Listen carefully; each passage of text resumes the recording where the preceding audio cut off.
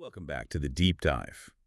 Today, we're looking at something pretty crucial, I think, for any workplace. What is it that really eats away at a company from the inside? Yeah, what just cripples it. Exactly. Yeah. And our focus today is on something called horizontal violence. You might also hear it called lateral violence. That's right. And our mission really is to unpack this. It's kind of an insidious issue, isn't it? We want to separate it from other workplace problems, look at where it comes from. The root causes. The root causes, yes.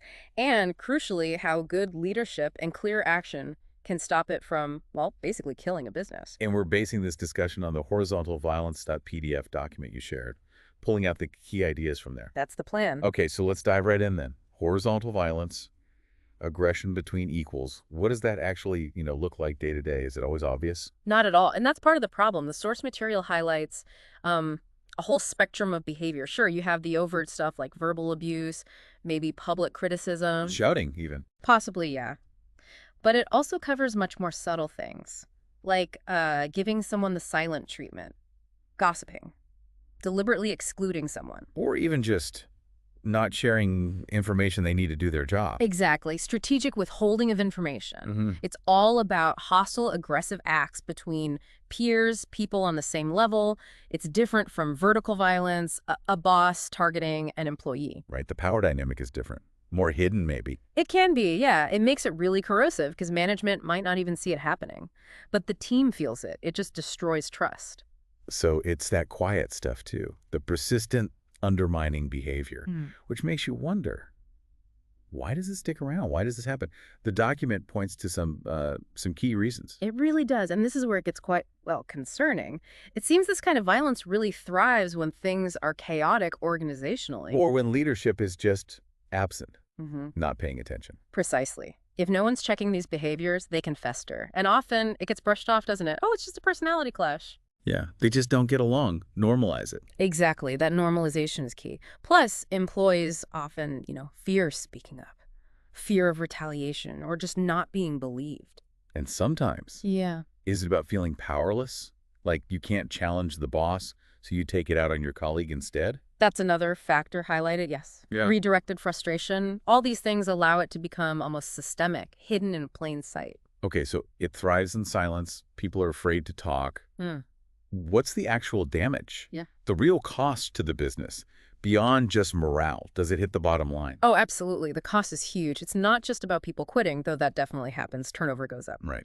But the document also talks about this kind of psychological withdrawal. People stay, but they're disengaged. They're doing the bare minimum, maybe quiet quitting. That hidden drain. It's a massive hidden tax on everything. Innovation, efficiency, even the quality of work or customer service. It hits organizational effectiveness hard. And you mentioned it impacts some people more than others? Yes, definitely.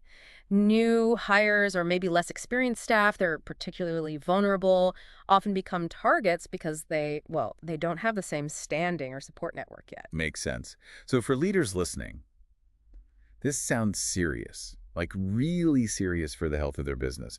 Complacency isn't an option, is it? Not at all. The source is clear. This stuff thrives in silence and disorganization, so leaders have to be proactive. Swift action is critical. What does that look like, policies? Policies are part of it, yes. Clear codes of conduct against bullying are important, but it's more than just paper. Leaders need to, first, just acknowledge it. Break the silence. Say, this happens and it's not okay here. And then?